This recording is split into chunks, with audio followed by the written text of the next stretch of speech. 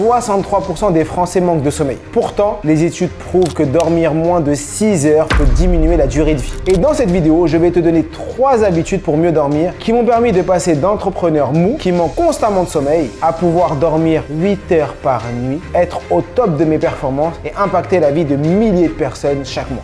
La première habitude, c'est de couper les écrans 1 heure avant de dormir. Ton corps sécrète une hormone qui s'appelle la mélatonine et qui est bloquée par les lumières bleues provenant des écrans. Moi, j'utilise maintenant une application qui me permet de réduire mon temps d'écran et je ne mets jamais mon téléphone dans ma chambre pour dormir. Je m'assure de le laisser dans une autre pièce avant d'aller me coucher. Pour beaucoup de personnes, la dernière chose qu'ils touchent avant de dormir, c'est leur téléphone et la première chose qu'ils touchent lorsqu'ils se réveillent, c'est leur téléphone. Dis-moi en commentaire si ça t'est déjà arrivé d'éteindre Instagram, d'essayer de te coucher et lorsque tu te réveilles, la première chose que tu fais, c'est aller voir tes notifications, aller voir les réseaux sociaux, réallumer Instagram. Le fait de faire ça te met dans une mauvaise énergie. Exemple, ce matin, lorsque je me suis réveillé à 6 heures du matin, pris mon petit déjeuner, je suis allé faire mon sport, mon téléphone était en mode avion et j'ai réactivé mon téléphone à 8h30. Je me suis réveillé à 6 heures et de 6 heures à 8h30, mon téléphone était en mode avion. Et donc, le fait d'avoir mis cette habitude en place me permet de bien commencer la journée. J'ai fait mon sport, j'ai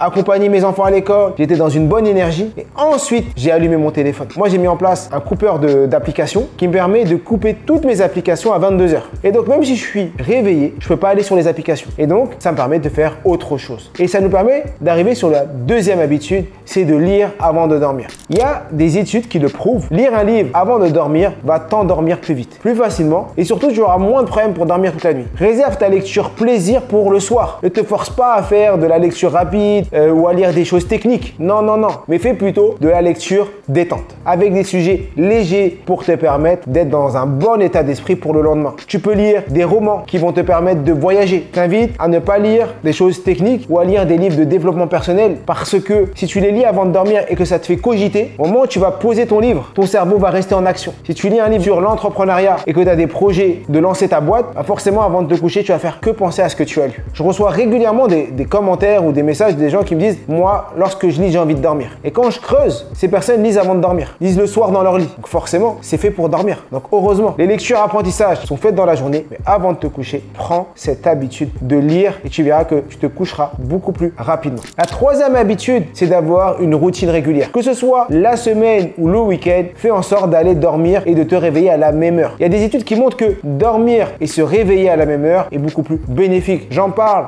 dans mon livre Connaissance illimitée, du fait que le sommeil est super important pour le corps, pour le cerveau et l'atteinte de nos objectifs. Ton corps s'habitue. Et si tu fais des grasses matinées, puis que le lendemain, tu te réveilles à 6 heures du matin, tu n'as jamais le temps de t'adapter. Et ton horloge interne est constamment chamboulée. Je t'invite à faire tes recherches sur ce qu'on appelle des rythmes circadiens. Il y a des horaires où le corps sécrète de la mélatonine. Le pic de concentration, c'est à 10 heures. Et quand tu te réveilles à 10 heures, il n'y a plus d'intérêt. Mets en place une habitude la semaine de te coucher tôt pour te réveiller tôt et d'avoir tes 7h30 de sommeil ou tes 9 heures de sommeil et garde une habitude similaire également le week-end. Et la dernière habitude qu'il faut mettre en place absolument, c'est de bien manger pour booster son cerveau. Et pour ça, tu peux aller voir cette vidéo. Je t'explique comment faire parce que c'est extrêmement important. À toi de jouer. Je t'invite à me suivre sur cette chaîne si tu l'as pas encore fait. Et comme je dis toujours, je suis tué. Nous sommes tous illimités.